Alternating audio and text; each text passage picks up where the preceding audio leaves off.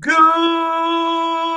morning, sports fans from all around the globe. I am your host, Jeff Dawson, East Coast Sports Investors, and this is your breakfast bankroll for Friday, March 11th, 2022, a special edition of the Windy City Review with our great friend, co-host on the show, Mr. Riley Magnuson, as we are pushing the clock up and we are indebted for this. Life gets into the way of these lanes, but when you're able to work together, and I can't thank Riley enough here to get us in today. I mean, Champ Week is here. I got the Yukon shirt right here. I got 11 hours till tip off. I am going to go absolutely insane. I am scared, poopless. Our friends at Circa last night, I reached out to him. What is the opening line? He said Nova -4.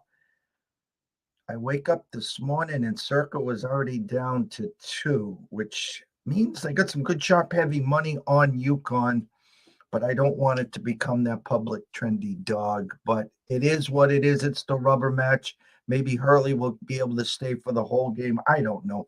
But we're not talking Big East right now. We're going to be talking Mr. Rogers' neighborhood.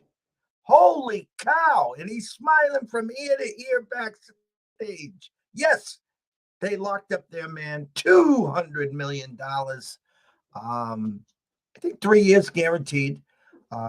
Franchise tag Devontae, which we'll talk about. You know, and I know, and everyone knows there's no way in hell he's stepping foot on that field without some kind of longer term contract there. And then, of course, the Big Ten.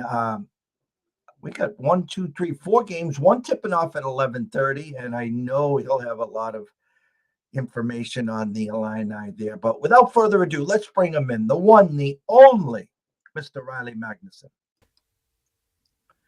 Good morning, sir. Jeff, how are you? I am doing fantastic on this Friday morning. You've got your Yukon shirt on for your boys. I could have gone about 3 different ways as far as my gear. I could have gone, you just mentioned it, my Illini. Could have gone Mr. Rogers. I got an Aaron Rodgers jersey in the closet. But for today, despite the madness, which we are all fully locked into, had to bring the White Sox jersey to the table because baseball is back, my friend. I am through the roof as a baseball fan, as a starving White Sox fan for playoff success. This would have been the most White Sox thing that has ever happened in the history of White Sox baseball, to finally hit this insane rebuild and then have a pandemic shortened season, half crowd stand season, and then a potential strike season, which has actually happened to us before. But nonetheless, we could have had a 2-hour show, but we obviously don't have that time with everything going on. But I'm excited for today, this weekend, next weekend, beyond. I'm sure we've got plenty to dive into today. Well, I'll keep the eyes on the prize and the bottom right corner on the time here. But you opened it up. White Sox. Let's get a temperature. I assume. I mean, I don't know, but thoughts. Bringing Kimbrel back. Number one.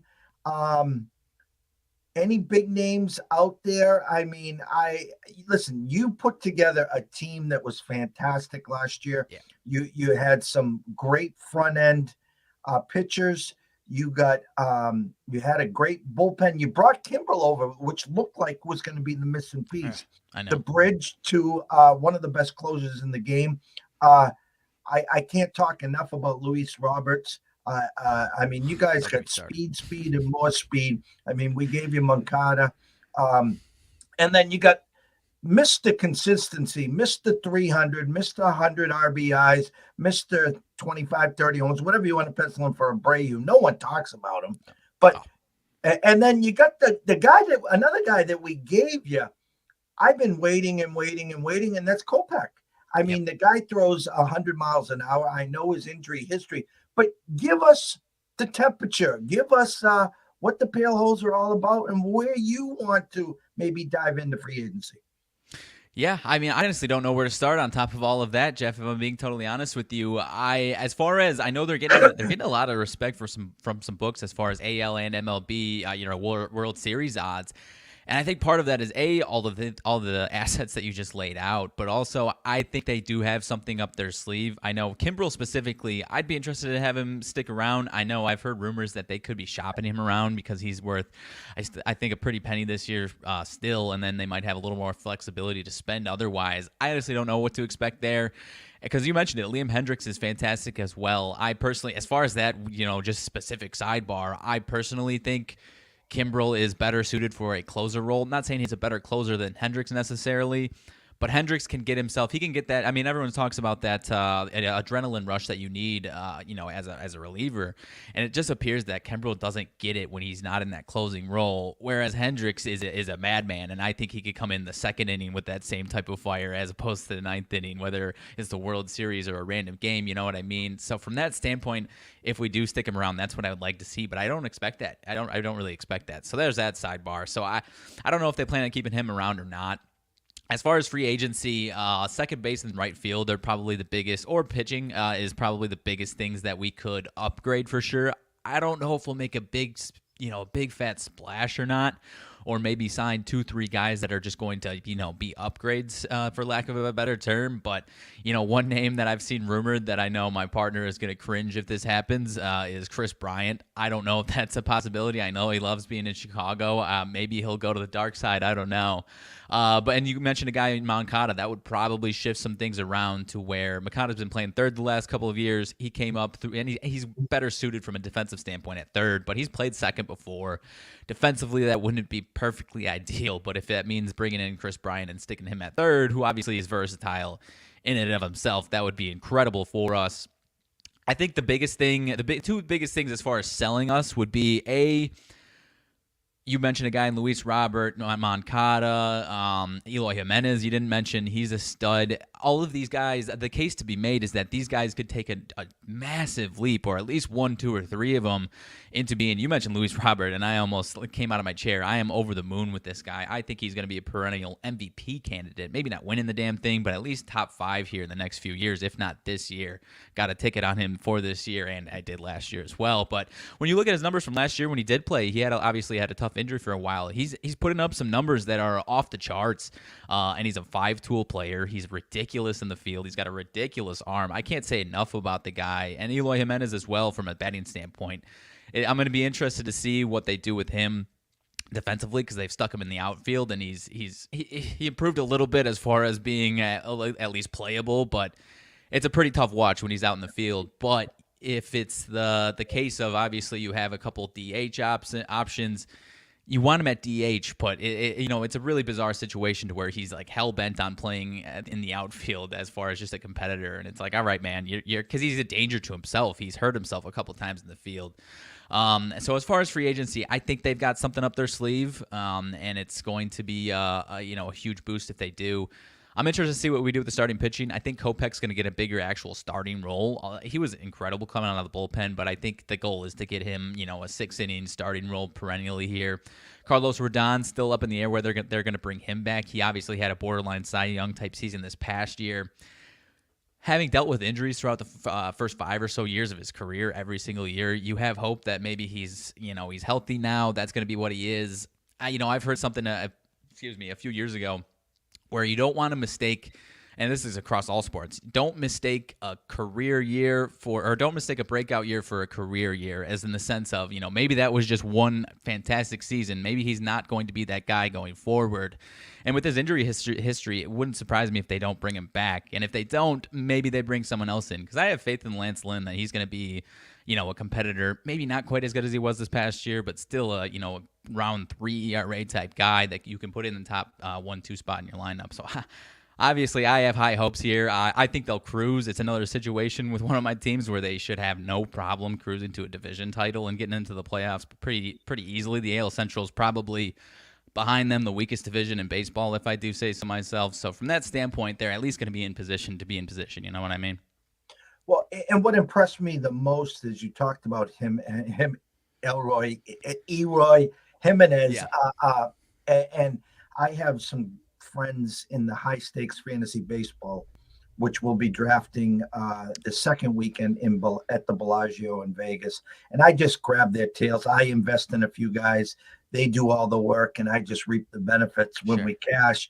But the 2 injuries to Roberts and Jimenez last year, but you guys just kept plotting and plotting. The starting pitching was phenomenal. And the team that you put together, it's just so fun to watch. Oh. And when I talked about speed, and more speed, and the way you put the lineup together, I mean, nothing better when you got speed at the bottom of the lineup, speed on the top of the lineup, and you got, the horses in the middle just knocking them around. They were a joy to watch. They really were. Right. A name I'm hearing, and I heard this before the lockout. Now call me crazy here. He's going to be one of the higher price guys. What's your temperature on Castellanos? Nick Castellanos, I would be interested in that, actually, because that's a right field plug for sure, or a potential DH spot. So I actually would be really interested in that, without a doubt. I mean, again, I don't know. I think that would probably be on the top of our radar. Him and Colt's in the chat over there talking about Chris Bryant. I would be surprised. I honestly don't know what to expect, if that's realistic or not. Nick Castellanos, I think, would be really, really realistic. Whether that's at the top of their list, or maybe even a consolation prize. That would be an unbelievable consolation prize if that's what we're talking. So I would take him as a right fielder or a DH, 100%. He's coming back to the north side. Speaking of them, though, I have been seeing rumors that Correa could be headed to the north side, which would be massive, man. I don't know what to expect from them going forward, but they could be in a good spot going forward as well. Well, I heard all along, and we're going to figure this one out, I think, pretty quick, because I bet you see some movement, obviously, today. The Yankees are hot, heavy, horny, whatever you want to use for words for Correa. They're going to move Glaber over to second. They can move Correa to short.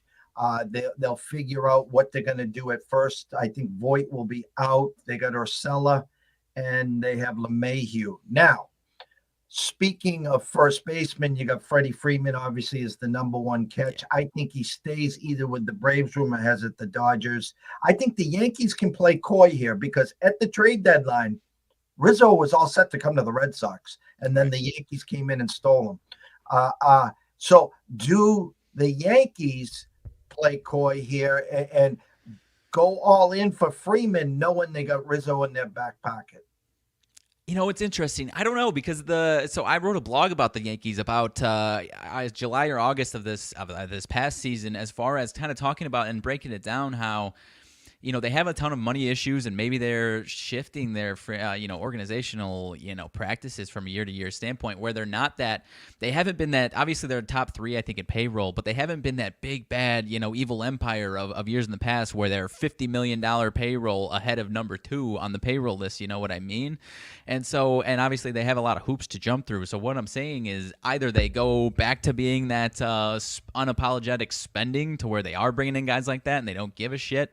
or they play conservative and they go with a guy like Rizzo because they know they'll probably still make the playoffs and, cross their fingers once they get there, maybe take a swing at the trade deadline or something like that. But, they just haven't been that, the unapologetic spenders, to say the word again, like they used to be, 10 years ago. And, I think this past decade was the first decade in I don't know how many years that they didn't have a World Series title. So if they're that hungry for it, you would think that they would take a swing at one of these guys.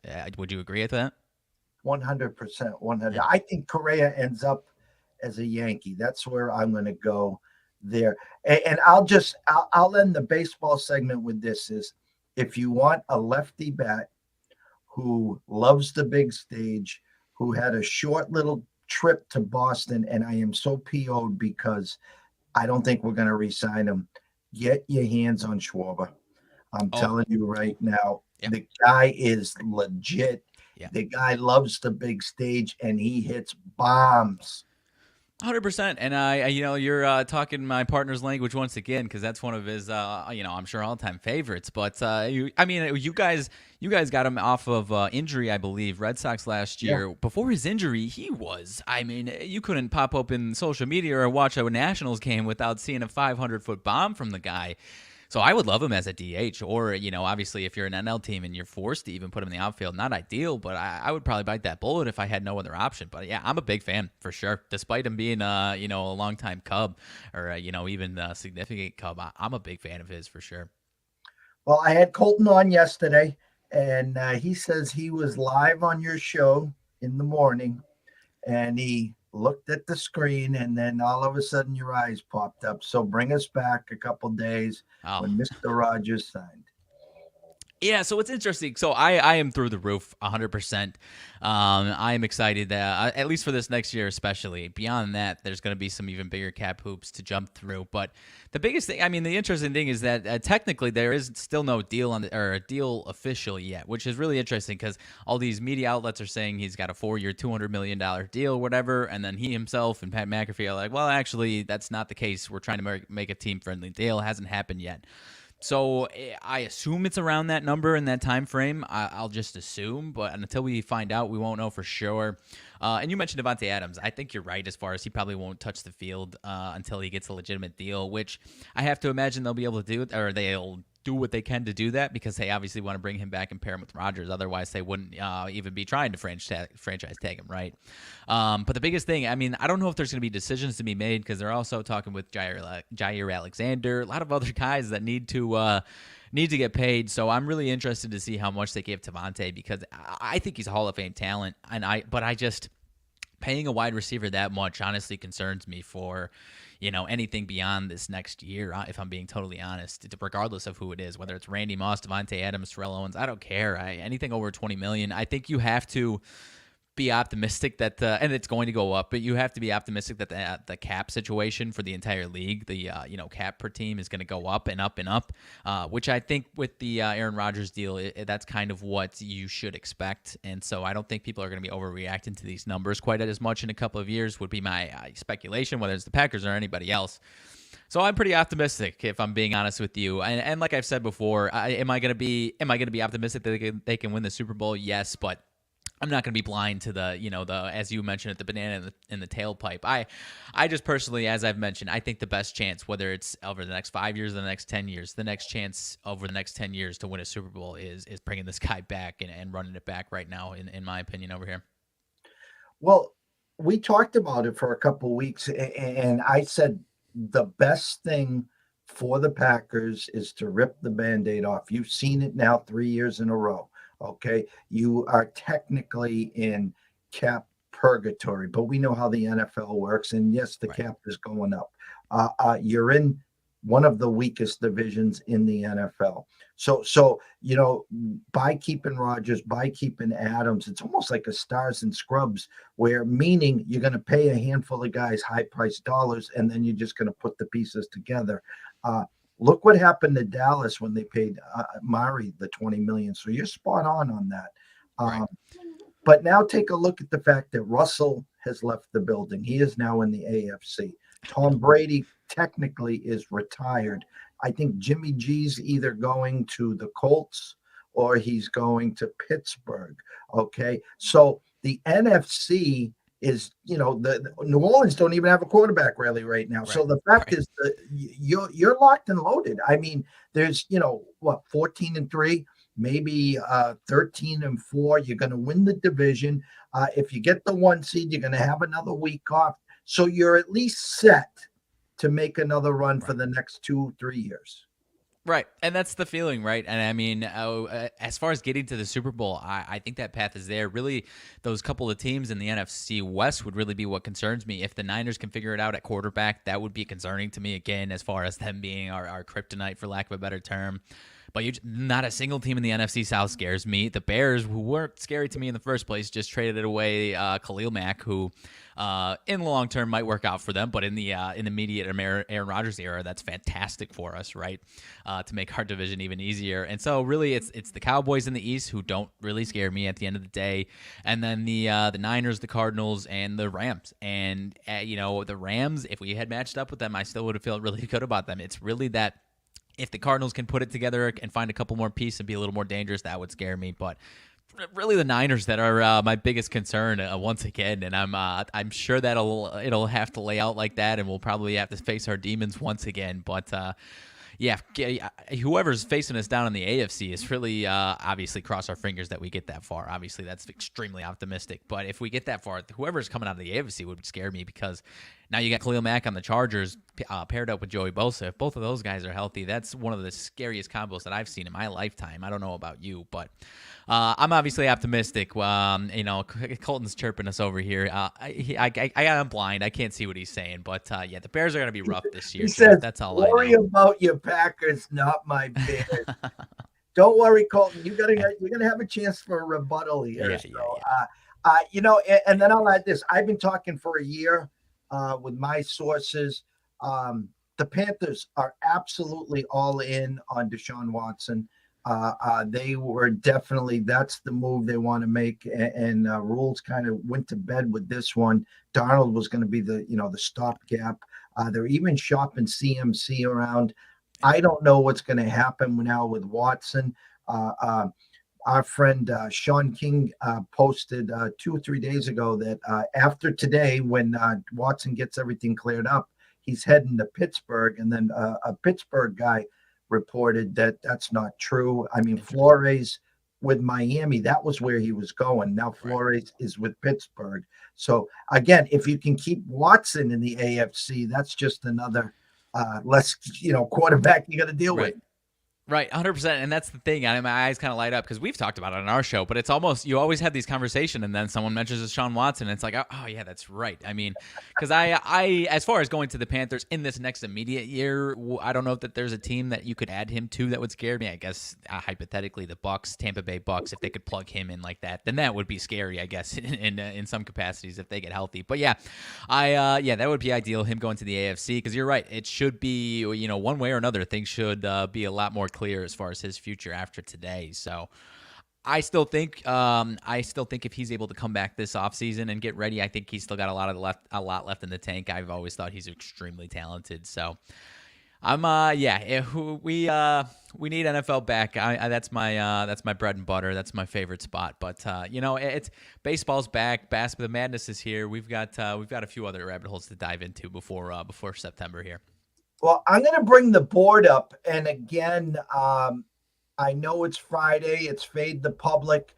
There is a big board in the NBA. And obviously, we got the March Madness. We got a game tipping off in your neck of the woods at 11:30. But it's Friday. Big board in the NBA. I'm just going to tell you from the eye test, the one game that maybe there's an injury or something, you can keep me updated in. It would be rotation 541, 542. Charlotte at New Orleans. Overnight, New Orleans opened up -3.5. Wake up this morning, and Charlotte is now -3.5. And I don't know if someone's out for New Orleans, but I don't know if there's anything in the NBA today that has really caught your eyes. Yeah, I don't know. As far as that Charlotte New Orleans one, I know. So Brandon Ingram is out, but that's not like it was a last night. I don't think it was like a late night and like, oh, we just had this epiphany. He's been out for a couple of games now. So unless he was questionable to be coming back in and then they ruled him back out, that would be what that is. But unless it's, I don't think that's the case because he's been out for a minute. So I guess it could be CJ McCollum might be. I'm looking at on this website here. I've got it. Doesn't look like they have him projected in the starting lineup. So it might be CJ McCollum that's out, Jeff. That might be the answer there because with both of those guys, McCollum and Ingram, they had been starting to play some really solid basketball after the break, and now they lose Ingram for a minute, and now obviously McCollum. Now it's back to the scuffles. So I'm going to stay away from that one as far as that line movement. But it looks like everyone's pouring money all over the Hornets. So that one should be an interesting one. The one that we are looking at that we already made a play on for our Friday special play, the Friday 4-pack, is the Raptors and Suns game. Looks like it came down from plus 5.5 or plus 6 at open to 5 now for the Suns' favorite Suns. This Raptors team, it was interesting. A couple days ago, they were against the Spurs. They opened up. I don't know what they opened up, but I know they closed at +1, -1, right around a pick 'em, and a lot of monetary liability on the Raptors, if I'm not mistaken. And so it looked like a trap for the Raptors, and the Spurs looked like the side to take. But the Raptors ended up winning by 15, 119 to 104. Large part of that, though, is that was Fred VanVleet's first game back in a week or so, 2 weeks. They had been really struggling without him for a few games. They get him back, and that's a massive surge to their offense for sure. So I think that was a bad line the other day on, I think it was Wednesday over here. And so I kind of see the same thing again, where obviously Devin Booker's back for the Suns. They just beat Miami, and so fading the Suns at home is tough. But with that one where it is, and now Fred VanVleet back, he played really well the other night. I think that could be enough for their offense because their defense had been playing really, really well for a couple of games. Their offense was just essentially anemic, putting up 106, 97, 96 for 3 straight games. But they're still defending well, and now you plug back in a guy that can put up 20 points at the guard position, and that's going to help a lot. So I think the Raptors have a good spot there at +5. All right. I'm going to tiptoe through the tulips down to your neck of the woods unless there was anything else in the NBA.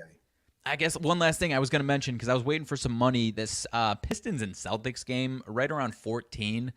I had been beating the drum pretty heavily, the biggest drum that I've been beating over the last couple of weeks. Because I'm actually, full disclaimer, this is one of my colder stretches that I've had in the NBA for quite some time, Jeff. Last couple of weeks has not been. I've been a lot better in college basketball, and now I'm hitting the skids on the NBA. So take my advice with a grain of salt, is what I will say. But the Pistons were the one team that had been cashing tickets for me. They I faded that, or I backed them against my Bulls the other night, believe it or not, and they missed it by half a point. Missed the cover for me at least by half a point. And so this one, they look like a public dog, is what I was going to say. I was waiting for some money splits on this one. If the Pistons are a public dog, because I've been really interested in the Celtics. They've been playing fantastic ball. If the Pistons end up being a public dog all day, I'm interested in the Celtics. If the Celtics look like this massive, everyone's, the entire public's pouring money on the Celtics, then I would be interested in the Pistons. But right now, it's looking like the Pistons are going to be a public dog. So despite it being a 14, and I might be interested in laying the 14 with the Celtics there.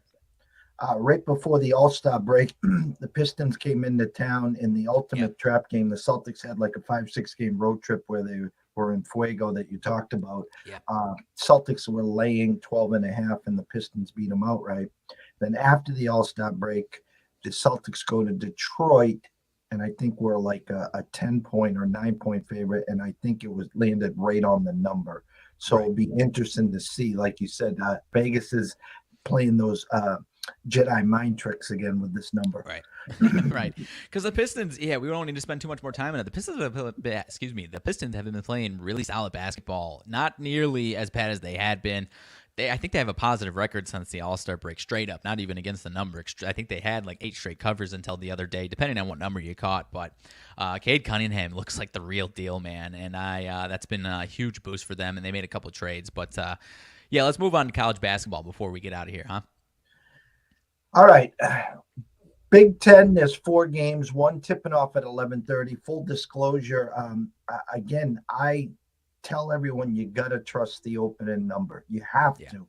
And I think everyone got blindsided yesterday at 11:30 a.m. Michigan opened up at 1. The public pushed it all the way to 3.5. The return of Juwan Howard. And listen, second half up 17, everyone's standing in line waiting to cash their ticket, and then they couldn't throw it in the ocean for 11 minutes, and in come the Hoosiers for the straight up W. They get now your Illini. Line opened at 3.5 overnight. Again, pushed to 6. Right. What's your initial thoughts there? Yeah, I mean, it seems like a really similar situation. Personally, like I've told you, I have a tough time keeping. This is one spot with the Illini where as opposed to the Packers, where I watch them every single snap, and despite my biases, I feel like I can give some good analysis from a betting angle. I don't quite feel the same way about the Illini. Just from that movement and growing up to 6, I feel like the value was out of Illinois. I personally wouldn't take the Illini at that number anymore. Should be a pretty very pro Indiana crowd like it was yesterday. The house was full, even despite it being 10:30, 11 o'clock. And obviously it's going to be that way again. They're still, as much as yesterday helped them, and now they're in position to be in position, they're still desperate to get the win, to get this one, because this one should almost about stamp their ticket if they can get this one straight up. But I think Illinois wins it outright. But that +6 might be something to look at. It looks like a lot of money on Illinois. Obviously got pushed up, but these early numbers or early games when there's a lot of monetary liability on the one side have been pretty profitable for me as far as taking the liability side. So honestly, if I was going anywhere, I'd go to Indiana again +6. Iowa put up 112 yesterday, and it's just like, I will be 100% honest with you. I'm going to go back a handful of years ago, and when they had a team that could put up numbers, and they were playing the noon game against Villanova, and I took Iowa plus the 6, and Nova boxed the wire, won by 30.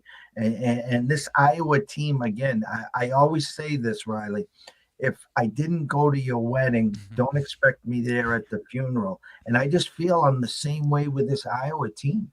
A team that puts up 112 yesterday, opened up 7.5-point favorites, now 7. And we know Rutgers has been that public darling. And you talked about Indiana in desperation, needing this to stamp their ticket. The same for Rutgers today. Yeah, I maybe not quite this. Honestly, I probably about the same desperation as Indiana, if I could correct myself there. It looks like Colt's actually on Rutgers, and I kind of agree with him in this spot here. And you mentioned it, 112. I've been following Iowa all season long, obviously, and bet on a lot of spots. In spots like those, when they go, over the top and put up they've done that a couple times where they put up 190 points. That next game can kind of be a little bit stagnant. And against this Rutgers defense, who's beat them once before, albeit at Rutgers for sure, held them down to 46. I don't expect that. But I think this Rutgers defense can cause them trouble and can throw them off their game a little bit here. And I think they can take care of that number, +6.5. I like Rutgers alongside my partner, who's got it as his best bet of the day. So I don't want to take that out of his mouth there. Yesterday, Michigan State opens up -3 against the Twerps. The line drops to 2. Okay, so now all of a sudden the world is fading Tom Izzo and his armies. And of course, we know what happens. They go box the wire. Today, Whiskey opens up 1.5. Okay, now you're talking to someone that had a +300 on them to win the regular season. They were 11-point favorites against Nebraska and lost outright. Okay, so when I talk about trusting the opening number, this is the same thing as the Michigan game. Opened at 1.5, pushed to 3.5. Yeah, I expect Whiskey to be fired up, but in my eyes, and trusting the opening number, the Spartans are the player. Okay, I see where your head's at. I mean, you know me, Jeff. I've been saying the F word as we kind of were for a little bit, even into March, despite Tom Izzo. I'm on the Badgers today. I'll be totally honest. I caught them at 2.5. At 3.5. 3.5 is where I'm seeing it now. A couple spots that concerns me a lot more. As far as losing that, losing that point. That's an important one for me because I do think it's going to be close. But I'm not disagreeing totally with what you said. I personally am just not a believer in this specific Michigan State team. Not necessarily Tom Izzo, because I obviously am not blind to what he's been able to do. So I'm in on the Badgers. Johnny Davis appears to be good to go. If he was any injured or any question mark at all, I don't think he would play. I think they would get him ready for the actual big dance. So I think he's good to go. I think he's going to be rearing and hell bent on getting this win after losing that game. Obviously, he wasn't there, but you could say that losing him was the reason why they lost to Nebraska. I think he wants to get that bad taste out of their mouth. And personally, I just don't think Michigan State's a very good team. I don't think they're a second weekend team. I don't think they're a Saturday, Sunday team here in the Big Ten tournament. So that's where my stance is. As far as the number, like you said, I don't hate what you said as far as trusting that opening number, because it does feel like, the Indiana-Michigan case from yesterday. I just don't think Wisconsin's going to melt down like that. And so I personally am on Wisconsin minus 2.5 here. Last game in the Big Ten, Purdue opens up at 8 and now 10. I talked to you on Twitter about it. I thought the bracket was set up clear for Purdue to be into the final game. No disrespect to the Michigan State-Wisconsin winner, but I think they get a lot easier path where they're heading. And if you put a gun to my head today, I think it's going to be Purdue and Iowa in the championship. Yeah, I think I'm with you on that. As far as this one here today, the 10, it is up to 10 in a couple spots. Actually, up.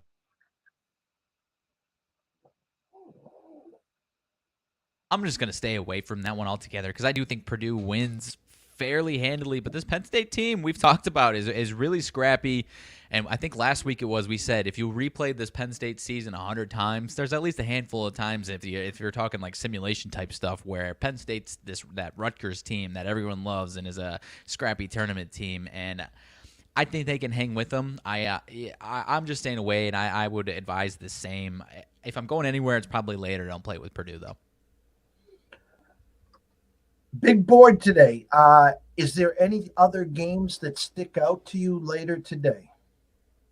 Yeah, the other one that I do have a play on already is that Miami-Duke game. I am fading the old Duke Blue Devils. I got Miami +9 here. A few different reasons. Miami can hang with them, first of all. Second of all, I think we got a little bit of a Duke tax situation, if you will, where because they're the Duke Blue Devils, they're going to get a couple extra points tagged onto their name, just being that big fat brand name of Duke basketball. And it's this one for me, I think, is going to be a case of the Fade the Public Friday, where I think later in the day, this one I think is 6 o'clock Central Standard Time, 7 o'clock your time over there where it'll be. I think we're going to have a lot of the public hammering in Duke on this Public Friday here, Jeff. And one trend that I think is going to back that up for the Duke Blue Devils, 3-10-1 to the number the last 14 Friday games. So I think this is a spot where a lot of people are going to be backing Duke, and I think Miami can hang with them here. Not saying Miami gets the win, although they did beat them twice in the regular season. Not saying they get the win in this one. I think Duke will scrap for it, but I actually like Miami in this spot here, +9. Do you see a rematch in that championship, or do you think Carolina, someone put it up this morning, is absolutely rolling? I think this will be, the third game now for Tech. Opened at 2, now 2.5 there. I assume most of Tobacco Road is expecting a Duke-Carolina final there. Give the Hokies a puncher's chance today? I do. Colton and I were talking, and I hadn't seen any money splits on it. I was going in blind without any money splits, and gun to my head, I was actually really interested in the Tar Heels because they've been really impressive to me. Last night, holding down Virginia Tech. Obviously, Virginia Tech's offense isn't fantastic, but in the past, before with Roy Williams at the helm, Virginia had been a really tough matchup for UNC. But now it looks like in 2 matchups this year, it looks like Hubert Davis figured out something else to where he absolutely dominated them in both situations. Where instead of trying to figure out what offense works against Virginia, it's just figuring out your defense and locking them the hell down and using that defense to propel their offense. And gun to my head, I think that's what would happen here because Virginia Tech, not quite the full, slow-paced defensive team that Virginia is, but they do play a pretty slow pace and solid defense. So I think that would be, from a non-gambling perspective, I think that would be the game plan for UNC again today, and I think it should work because they're playing really solid defense. But this is another case for me, and Cole turned me onto it, and I backed off of it. I was really interested in UNC. It's another situation where the public's going to be all over UNC, and Virginia Tech's a really solid team. So if you're fading the public on Friday, I would go with Virginia Tech in this spot as well. Good morning to Marty Lowe out in Bama country. Roll Tide. Have a day, my brother. It's that time. We can't thank you enough. I'm super stoked for next week. We're can officially break bread with you and Colton in Vegas. Looking forward to it. Hoping to sit down and chat, talk some numbers, talk some shop, watch a game, maybe walk the strip, the Bellagio fountains, wherever you guys may be. At least try to grab you guys before you hit and run in Vegas. But the crawler's been crawling. They can catch you at RMAG's TTL Sports at Talking the Line. The stage is yours. Tell everyone where to find you. Yeah, you just mentioned it. Right down crawling is where you can find me on Twitter on MaxTTL Sports, and the Talking Line page is that's our Twitter handle as well. Catch us here in about 20 minutes on our daily show, Talking the Line podcast, 10 a.m. Central Standard Time, Monday through Friday. We'll be giving out some more plays. Colt will be giving out his plays. I just talked about a couple of mine, but he'll have, I think he's got 4 today across college basketball. He's smoking hot on college basketball, so you're going to want to tune in for that. We do a little special play action as far as a nice little extra entertainment, pizza and beer money, as you like to say, for Friday parlay, 4-pack, Friday 4-pack parlay. You'll catch us, actually, no, we usually have Saturday morning college basketball show, but I've got a wedding to attend to, best man duties. So typically you can catch us Saturday mornings, Cup of Joe on campus at 8:30 Central Standard Time, a.m., breaking down the entire college basketball slate. Aside from that, go to talkingtheline.com for our one-stop shop for just about anything. Follow our link tree or follow our Twitter page and go to our link tree if you want anything else. We've got YouTube. Go subscribe to our YouTube, Talking the Line Sports Media. We've got it all for you.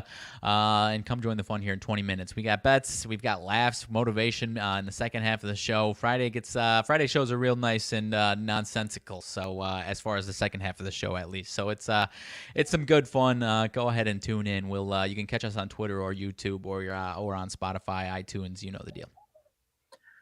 Always a pleasure to tiptoe through the tulips and get out to the Windy City. And I tell you what, so super stoked moving forward.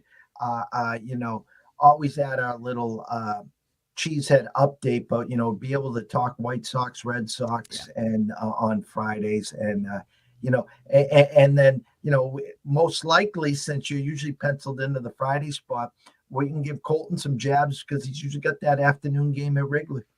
Oh yeah, Friday afternoon. Oh, 100%. I mean, if that ain't coming back, then baseball isn't coming back. So yeah, we'll definitely have that to talk about over here. From myself, Jeff Dawson at EC Sports Invest, from Riley Magnuson at RMAG's TTL Sports and at Talking the Line. We wish everyone to have a blessed day. Enjoy the games. Have some fun with them. But always, always invest and wager responsibly. But if you do have a problem, there is an 800 number available. Pick up that phone and ask for help. Why? Because myself and Riley care. We want to see you here today, tomorrow, next week, next month, through 2022 and beyond. For myself, Jeff Dawson at EC Sports Events, Riley Mags at RMAG's TTL Sports. Enjoy tip-off in 45 minutes, and we will see you soon.